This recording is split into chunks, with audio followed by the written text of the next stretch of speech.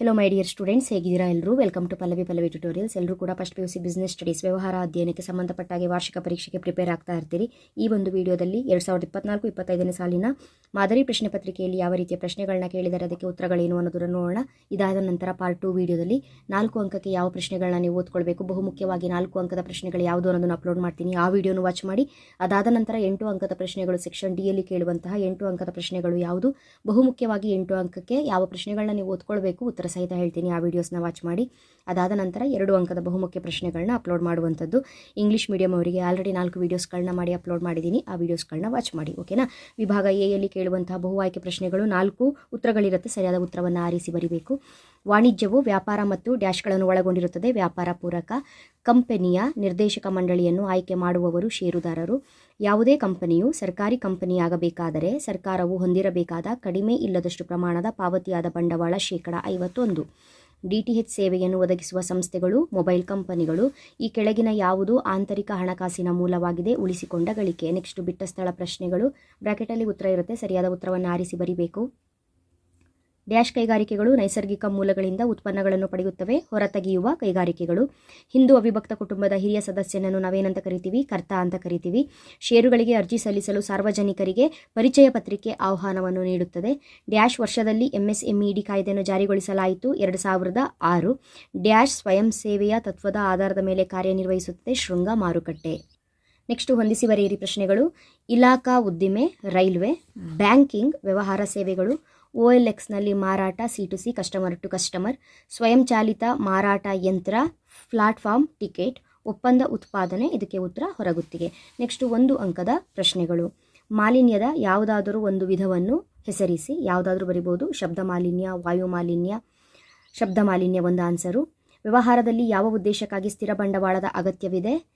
ವ್ಯವಹಾರದಲ್ಲಿ ಸ್ಥಿರ ಆಸ್ತಿಯನ್ನು ಕೊಂಡುಕೊಳ್ಳಲು ಸ್ಥಿರ ಬಂಡವಾಳದ ಅಗತ್ಯವಿದೆ. ಅಥವಾ ಈ ರೀತಿಯಾಗಿ ಉತ್ತರವನ್ನು ಬರೀಬಹುದು. ವ್ಯವಹಾರವನ್ನು ಪ್ರಾರಂಭಿಸಲು ಸ್ಥಿರಾಸ್ತಿಗಳಾದ ಭೂಮಿ ಮತ್ತು ಕಟ್ಟಡ, ಸ್ಥಾವರ ಮತ್ತು ಯಂತ್ರ, ಪೀಠೋಪಕರಣಗಳ ಖರೀದಿಗೆ ಹಣಕಾಸಿನ ಅಗತ್ಯವಿರುತ್ತದೆ ಅಂತ ಬರೀಬೇಕು. IPR ಅನ್ನು ವಿಸ್ತರಿಸಿ ಅಂತ ಇದೆ. Intellectual property rights. ಉತ್ಪಾದಕ ಮತ್ತು ಚಿಲ್ಲರೆ ವ್ಯಾಪಾರಿ ನಡುವಿನ ಕೊಂಡಿಯಾಗಿ ಯಾರು ಕಾರ್ಯವನ್ನು ನಿರ್ವಹಿಸುತ್ತಾರೆ? ಸಗಟು ವ್ಯಾಪಾರಿಗಳು. ಸೇವೆಗಳಲ್ಲಿನ ಅಂತಾರಾಷ್ಟ್ರೀಯ ವ್ಯಾಪಾರಕ್ಕೆ ಒಂದು ಉದಾಹರಣೆ ಕೊಡಿ. ಅಂತಾರಾಷ್ಟ್ರೀಯ ಪ್ರವಾಸ ಮತ್ತು ಪ್ರವಾಸೋದ್ಯಮ. ನೆಕ್ಸ್ಟ್ ವಿಭಾಗ ಬಿ 2 ಅಂಕದ ಬಹುಮುಖ್ಯ ಪ್ರಶ್ನೆಗಳು. ಇಲ್ಲಿರುವಂಥ ಪ್ರಶ್ನೆಗಳು ಬಹುಮುಖ್ಯವಾಗಿರುತ್ತೆ. ನೀವೇನಾದರೂ ಎಕ್ಸಾಮಿಗೆ ಪ್ರಿಪೇರ್ ಆಗ್ತಿದ್ದೀರಿ, 2 ಅಂಕದ ಪ್ರಶ್ನೆಗಳು ಯಾವ್ದಾವ್ದು ನೋಡ್ಕೊಳ್ಬೇಕು ಸ್ಟಾರ್ಟಿಂಗಲ್ಲಿ ಅನ್ನೋದಾದರೆ ಈ ಒಂದು ಮಾದರಿ ಪ್ರಶ್ನೆ ಪತ್ರಿಕೆಯಲ್ಲಿ ಇರುವಂತಹ ಪ್ರಶ್ನೆಗಳು. ಅದೇ ರೀತಿಯಾಗಿ ಹೋದ ವರ್ಷದ ಅಂತ ಹೇಳಿದ್ರೆ 2024ರ ವಾರ್ಷಿಕ ಪರೀಕ್ಷೆಯಲ್ಲಿ ವಿಭಾಗ ಬಿ ಯಲ್ಲಿ ಕೇಳಿರುವಂತಹ ಪ್ರಶ್ನೆಗಳು. ಇಲ್ಲೇ ಪಾಸ್ ಮಾಡಿ ಪ್ರಶ್ನೆಯನ್ನು ಬರ್ಕೊಳ್ಳಿ. ಮುಂದಿನ ವಿಡಿಯೋದಲ್ಲಿ ಇದಕ್ಕೆ ಉತ್ತರವನ್ನು ಹಾಕ್ತೀನಿ. ಇದು ಹೋದ ವರ್ಷದ ಅಂದರೆ 2024ರ ವಾರ್ಷಿಕ ಪರೀಕ್ಷೆಯ ಪ್ರಶ್ನೆ ಪತ್ರಿಕೆ.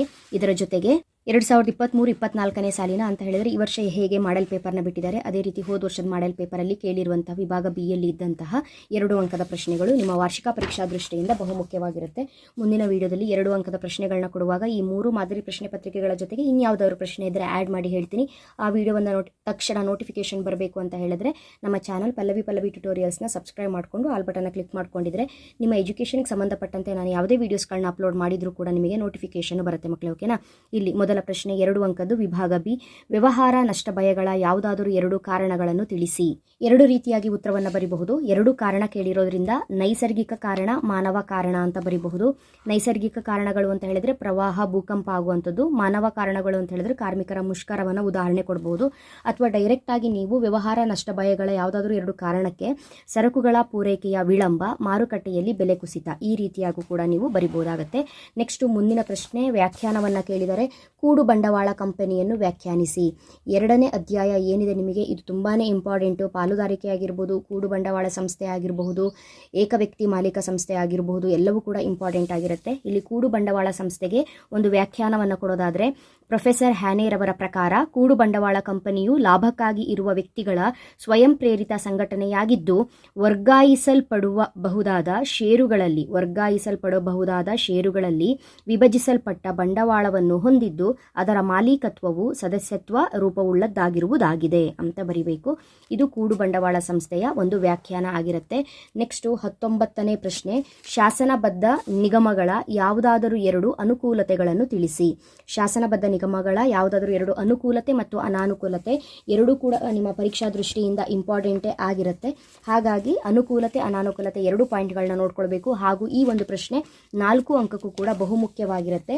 ಅನುಕೂಲಗಳನ್ನ ಬರೆಯುವಾಗ 2 ಪಾಯಿಂಟ್ಗಳನ್ನ ನೀವು ಬರೀಬೇಕು. ಅನುಕೂಲತೆಗಳು: ಈ ಪ್ರಕಾರದ ಸಂಸ್ಥೆಗಳ ಒಡೆತನವನ್ನು ಸಂಪೂರ್ಣವಾಗಿ ಸರ್ಕಾರವೇ ಹೊಂದಿರುತ್ತದೆ. ಈ ಸಂಸ್ಥೆಗಳು ಸರ್ಕಾರದ ಕೇಂದ್ರ ಮುಂಗಡ ಪತ್ರಕ್ಕೆ ಒಳಪಡುವುದಿಲ್ಲ. ಸರ್ಕಾರದಿಂದ ನಾಮನಿರ್ದೇಶಿತಗೊಂಡ ನಿರ್ದೇಶಕರ ಮಂಡಳಿಯು ಶಾಸನಬದ್ಧ ನಿಗಮಗಳ ಆಡಳಿತವನ್ನು ನಡೆಸುತ್ತದೆ. ಶಾಸನಬದ್ಧ ನಿಗಮಗಳನ್ನು ಲೋಕಸಭೆ ಅಥವಾ ರಾಜ್ಯ ವಿಧಾನಸಭೆಗಳಿಂದ ಅಂಗೀಕೃತವಾದ ವಿಶೇಷ ಶಾಸನದ ಮೂಲಕ ಸ್ಥಾಪಿಸಲಾಗುತ್ತದೆ. 4 ಪಾಯಿಂಟ್ ಇದೆ, ಯಾವುದಾದ್ರೂ 2 ಪಾಯಿಂಟನ್ನು ನೀವು ಬರೆದ್ರೆ ಸಾಕಾಗುತ್ತೆ.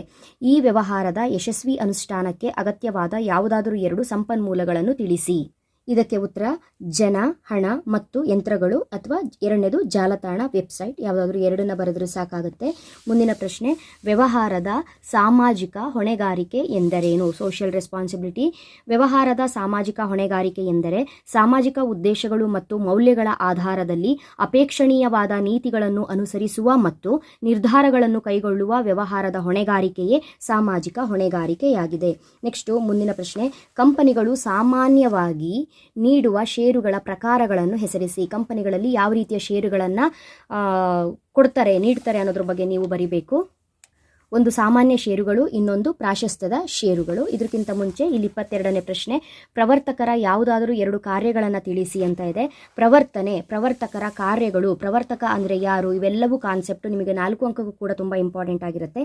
ಇಲ್ಲಿ 2 ಅಂಕಕ್ಕೆ ಕೇಳಿರೋದ್ರಿಂದ 2 ಪಾಯಿಂಟನ್ನು ಬರೆದ್ರೆ ಸಾಕು. ಪ್ರವರ್ತಕರ ಕಾರ್ಯಗಳಿಗೆ ವ್ಯವಹಾರದ ಅವಕಾಶಗಳನ್ನು ಗುರುತಿಸುವುದು, ಕಾರ್ಯಸಾಧ್ಯತೆ ಅಧ್ಯಯನಗಳು, ಹೆಸರಿನ ಅನುಮೋದನೆ, ಮನವಿ ಪತ್ರಕ್ಕೆ ಸಹಿ ಹಾಕುವವರನ್ನು ನಿರ್ಧರಿಸುವುದು, ಅಗತ್ಯವಾದ ದಾಖಲೆಗಳನ್ನು ತಯಾರಿಸುವುದು. ಮುಂದಿನ ಪ್ರಶ್ನೆ, ಕಂಪನಿಗಳು ಸಾಮಾನ್ಯವಾಗಿ ನೀಡುವ ಷೇರುಗಳ ಪ್ರಕಾರಗಳು ಯಾವುದು? ಸಾಮಾನ್ಯ ಷೇರುಗಳು ಮತ್ತು ಪ್ರಾಶಸ್ತ್ಯದ ಷೇರುಗಳು. ಅದೇ ರೀತಿಯಾಗಿ ಅದರ ಮುಂದಿನ ಪ್ರಶ್ನೆ, ಗುತ್ತಿಗೆ ಕರಾರಿನಲ್ಲಿರುವ ಭಾಗಿದಾರರು ಯಾರು? ಭಾಗಿದಾರರು ಅಂತ ಹೇಳಿದ್ರು ಪಾರ್ಟಿಗಳು, ಲೆಸ್ಸಾರ್ ಮತ್ತು ಲೆಸ್ಸಿ ಅಂತ ಕರಿತೀವಿ. ಗುತ್ತಿಗೆ ಕೊಡುವವನು ಲೆಸ್ಸಾರ್, ಗುತ್ತಿಗೆದಾರ ಲೆಸ್ಸಿ. ಗುತ್ತಿಗೆ ಕೊಡುವವನು ಗುತ್ತಿಗೆದಾರ ಅಂತ ಬರೀರಿ. ಉದ್ಯಮಶೀಲತೆಯ ಅರ್ಥವನ್ನು ನೀಡಿ. ಎಂಟ್ರಪ್ರಿನರ್ಶಿಪ್, ಉದ್ಯಮಶೀಲತೆ. ವಾಣಿಜ್ಯೋದ್ಯಮವು ಲಾಭವನ್ನು ಗಳಿಸುವ ಸಲುವಾಗಿ ಅದರ ಯಾವುದೇ ಅನಿಶ್ಚಿತತೆಗಳೊಂದಿಗೆ ವ್ಯಾಪಾರ ಉದ್ಯಮವನ್ನು ಅಭಿವೃದ್ಧಿಪಡಿಸಲು, ಸಂಘಟಿಸಲು ಮತ್ತು ಸಾಮರ್ಥ್ಯ ಮತ್ತು ಸಿದ್ಧತೆಯಾಗಿದೆ. ಇದನ್ನು ನಾವೇನಂತ ಕರಿತೀವಿ? ಉದ್ಯಮಶೀಲತೆ ಅಂತ ಕರಿತೀವಿ. ನೆಕ್ಸ್ಟ್ ಕೊನೆ ಪ್ರಶ್ನೆ, ಭಾರತದಲ್ಲಿ ಸಾಮಾನ್ಯವಾಗಿ ಕಂಡುಬರುವ ಯಾವುದಾದರೂ 2 ಪ್ರಕಾರಗಳ ಸಂಚಾರಿ ಚಿಲ್ಲರೆ ವ್ಯಾಪಾರಿಗಳನ್ನು ತಿಳಿಸಿ ಅಂತ ಇದೆ. ನಾವು ಇಲ್ಲಿ ಸ್ಥಿರ ಚಿಲ್ಲರೆ ವ್ಯಾಪಾರಿ, ಸಂಚಾರಿ ಚಿಲ್ಲರೆ ವ್ಯಾಪಾರಿ ಅಂತ ಹೇಳ್ಕೊಂಡು 2 ರೀತಿಯ ಚಿಲ್ಲರೆ ವ್ಯಾಪಾರಿಗಳನ್ನ ನೋಡ್ತೀವಿ. ಚಿಲ್ಲರೆ ವ್ಯಾಪಾರಿಗಳಲ್ಲಿ 2 ವಿಧ: ಸ್ಥಿರ ಚಿಲ್ಲರೆ ವ್ಯಾಪಾರಿ, ಸಂಚಾರಿ ಚಿಲ್ಲರೆ ವ್ಯಾಪಾರಿ. ಅವರು ಸಂಚಾರಿಗೆ ಬೇಕಾದರೂ ನಿಮಗೆ ಕ್ವಶನ್ನ ಕೇಳಬಹುದು, ಅಥವಾ ಸ್ಥಿರ ಚಿಲ್ಲರೆ ವ್ಯಾಪಾರಿಗಳು ಯಾರು ಅಂತ ಬೇಕಾದರೂ ಕೇಳಬಹುದು, ಅಥವಾ ಚಿಲ್ಲರೆ ವ್ಯಾಪಾರಿಗಳಲ್ಲಿರುವ 2 ವಿಧ ಯಾವುದು ಬೇಕು ಅಂತ ಬೇಕಾದರೂ ಕೇಳಬಹುದು. ಹಾಗಾಗಿ ಚಿಲ್ಲರೆ ವ್ಯಾಪಾರಿಗಳಲ್ಲಿ 2 ವಿಧ, ಒಂದು ಸ್ಥಿರ, ಇನ್ನೊಂದು ಸಂಚಾರಿ. ಸ್ಥಿರ ಅಂತ ಬಂದಾಗ ಏಕಬೆಲೆಯ ಅಂಗಡಿ, ರಸ್ತೆ ಬದಿ ಅಂಗಡಿ ಆಗುತ್ತೆ. ಅವರಲ್ಲಿ ಕೇಳಿರೋದು ಸಂಚಾರಿ ಚಿಲ್ಲರೆ ವ್ಯಾಪಾರಿಗಳು ಯಾರು ಅಂತ ಹೇಳ್ಕೊಂಡು ತಿರುಗು ವ್ಯಾಪಾರಿಗಳು, ಮಾರುಕಟ್ಟೆ ವ್ಯಾಪಾರಿಗಳು ಅಂತ ಬರಿಬೇಕು. ಇದಾದ ನಂತರ ಭಾಗ ಸಿ ಯಲ್ಲಿ ಕೇಳಿರುವಂಥ ಪ್ರಶ್ನೆಗಳು 4 ಅಂಕದ ಪ್ರಶ್ನೆಗಳು, ಹಾಗೂ ಭಾಗ ಡಿ ಯಲ್ಲಿ 8 ಅಂಕದ ಪ್ರಶ್ನೆಗಳನ್ನ ಕೇಳಿದ್ದಾರೆ.